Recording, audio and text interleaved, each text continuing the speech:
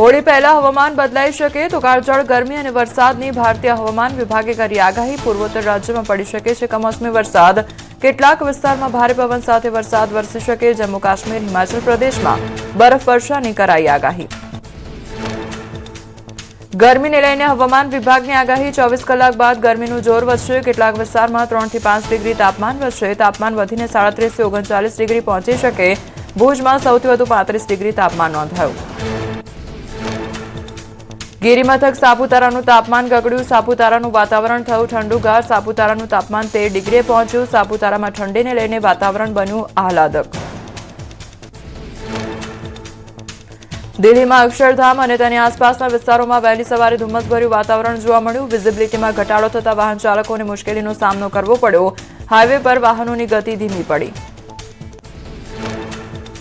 તમિલનાડુના તિરુવરુરમાં સતત બીજા દિવસે ગાઢ ધુમ્મસની ચાદર છવાઈ। વિઝિબિલિટી ઘટતા જનજીવન અને વાહન વ્યવહાર પ્રભાવિત થયો।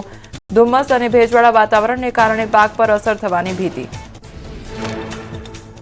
પ્રધાનમંત્રી નરેન્દ્ર મોદી આજથી ગુજરાતની મુલાકાતે। પીએમ મોદીના પ્રવાસને લઈ વહીવટીતંત્રે તૈયારીઓ પૂર્ણ કરી। આજે બપોરે એરપોર્ટ પર પીએમનું ભવ્ય સ્વાગત કરાશે। ત્યારબાદ પીએમ સાણંદ જીઆઈડીસીની લેશે મુલાકાત। સાણંદમાં પીએમ મોદીનો ભવ્ય રોડ શો યોજાશે। 22,516 કરોડના માઇક્રોન ટેકનોલોજીના અત્યાધુનિક સેમિકન્ડક્ટર પ્લાન્ટનું કરશે લોકાર્પણ। પ્રધાનમંત્રી પ્રોજેક્ટની કામગીરીની કરશે સમીક્ષા। ઉદ્યોગ ક્ષેત્ર માટે આ પ્રોજેક્ટ ગેમ ચેન્જર સાબિત થશે। કેનેડાના પ્રધાનમંત્રી ભારતના 4 દિવસીય પ્રવાસે સોમવારે દિલ્હીમાં પ્રધાનમંત્રી મોદી સાથે કરશે મુલાકાત। ભારત કેનેડા રણનીતિક ભાગીદારીના વિવિધ ક્ષેત્રે પ્રગતિની થશે સમીક્ષા। પીએમ તરીકે કાર્નીની આ પહેલી યાત્રા। જૂનાગઢ જિલ્લામાં પણ મગફળીની ટેકાના ભાવે ખરીદી થઈ પણ ખેડૂતોને નથી મળ્યું પેમેન્ટ। તો મગફળી ખરીદી પૂર્ણ થયા અને 1 મહિના બાદ પણ નથી મળ્યા રૂપિયા। સરકારી સિસ્ટમની મથામણમાં ધરતીપુત્રોના કરોડો રૂપિયા અટવાયા। મગફળીની ખરીદી પૂર્ણ થયા બાદ 7,000 જેટલા ખેડૂતોને નથી મળ્યું પેમેન્ટ। તો જિલ્લા પંચાયતના પ્રમુખ દ્વારા સરકારમાં કરાઈ રજૂઆત। તાત્કાલિક બાકી રહેલા ખેડૂતોને તેવા રૂપિયા મળે કેવી માંગ કરી। બનાસકાંઠા પંથકમાં ખેડૂતોનું મહાઆંદોલન રંગ લાવ્યું। કરોડોના ખર્ચે પાઇપલાઇન નાખી સરકારે મલાણા તળાવ ભર્યું। મલાણા તળાવમાં નર્મદાના નીર પહોંચતા ખેડૂતોએ ભાવ વિભોર બની શ્રીફળ વધેરીને જળદેવતાના વધામણા કર્યા। ગોંડલ માર્કેટિંગ યાર્ડના ધાણાની સિઝનની રેકોર્ડ બ્રેક આવક। હાઈવેની બંને બાજુ વાહનોની 3 કિલોમીટર સુધીની કતારો લાગી। યાર્ડમાં 1.5 લાખ ગુણી ધાણાની આવક થઈ। બીજી જાહેરાત ન થાય ત્યાં સુધી ધાણીની આવક બંધ કરાઈ। દૂધની બનાવટો બાદ હવે તો લોટ પણ બનાવટી। સુરતમાં ઘઉંના લોટમાં ભેળસેળ હોવાનો ખુલાસો। ઘઉંના લોટના લેવાયેલા નમૂનાઓ ટેસ્ટિંગમાં ફેલ। પાંડેસરાના શિવશક્તિ ફૂડ્સમાંથી લેવાયેલા ઘઉંના લોટનો નમૂનો સબસ્ટાન્ડર્ડ જાહેર।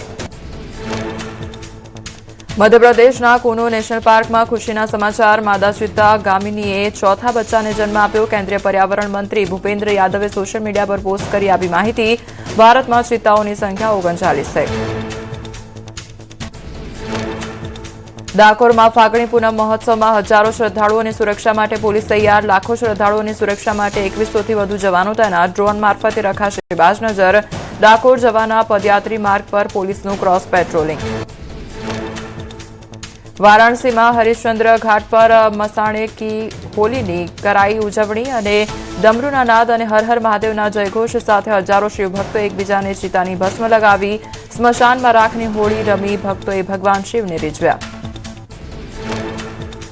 અયોધ્યામાં હોળીના ઉત્સવનો વિધિવત પ્રારંભ થયો। હનુમાનગઢીના નાગા સાધુઓએ હનુમાનજીને અબીલ ચડાવી આપ્યું હોળીનું આમંત્રણ। ઢોલ નગારાના નાદ સાથે સાધુઓએ ભવ્ય સરઘસ કાઢ્યું। પંજાબના જલંધરમાં આગામી હોળીના તહેવારને લઈને બજારોમાં જોવા મળી રોનક। શહેરની મુખ્ય બજારો રંગો અને વિવિધ પ્રકારની પિચકારીઓથી સજ્જ થઈ। પિચકારી અને વોટરગન માટે ભારે ભીડ જોતા વેપારીઓમાં ઉત્સાહ જોવા મળ્યો।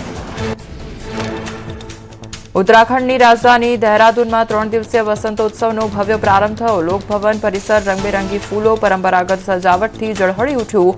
કાર્યક્રમમાં ફૂલપ્રેમીઓ કલાપ્રેમીઓની ભારે ભીડ જોવા મળી। ઉજ્જૈનમાં પૂર્વ ઉપરાષ્ટ્રપતિ જગદીપ ધનખડે મહાકાલના દરબારમાં શીશ ઝુકાવ્યું। ભસ્મ આરતીમાં સહભાગી થઈ આશીર્વાદ લીધા।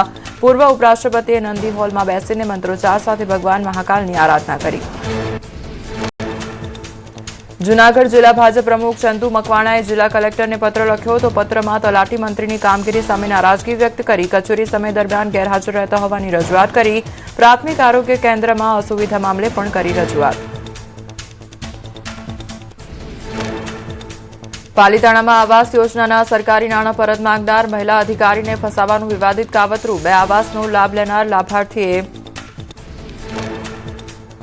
મુન્દ્રાના રુદ્રાક્ષ જ્વેલર્સમાં થયેલા લૂંટના નિષ્ફળ પ્રયાસ અને ફાયરિંગની ઘટનાનો પશ્ચિમ કચ્છ પોલીસે પર્દાફાશ કર્યો. પશ્ચિમ કચ્છ પોલીસે આંતરરાજ્ય ગેંગના 3 સાગરીતોને દબોચ્યા. 14 દિવસના દિલધડક સર્ચ ઓપરેશન બાદ આરોપીઓ ઝડપે. ઓડિશાના કોરાપુટમાં પોલીસનો સૌથી મોટો દરોડો અને 200 કરોડનો નશીલો પદાર્થ અને 5 કરોડનો ગાંજો જપ્ત કર્યો. ઝોલાપુટ જળાશયના દુર્ગમ જંગલોમાં દરોડા પાડીને ગેરકાયદેસર ડ્રગ્સ ઉત્પાદન યુનિટનો પર્દાફાશ કર્યો.